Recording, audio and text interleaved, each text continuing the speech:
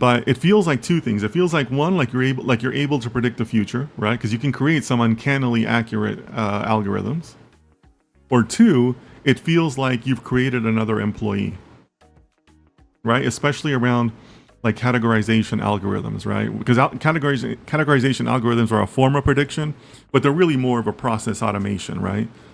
So in that scenario, it can feel like you're creating another employee because you're able to take existing work and replicate it via an algorithm and say, well, now with this algorithm, you can deploy it and it's like deploying 10 workers because those algorithms can do categorization just as accurate as what has been done in the past, right?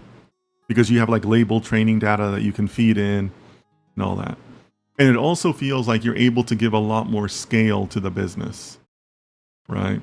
Like if you guys attended last week when I had my friend Kyle on, you know, he's an internal audit specialist and he was talking about sample sizing, right?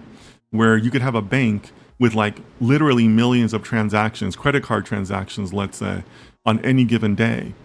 But you as a single human can only check like 30 a day, right? But now if you're able to create an algorithm, then you can add scale to that and say, well, now we're not checking 30, we're checking 3 million of the millions and millions that are coming in, right?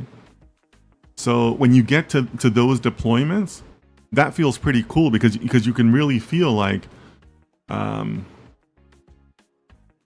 know, you created like a massive aid, right? Like you created something that no single human could really do, right? Like no single human could check 3 million credit card transactions, but you created an algorithm that can check them, you know, in 10 minutes or whatever, right?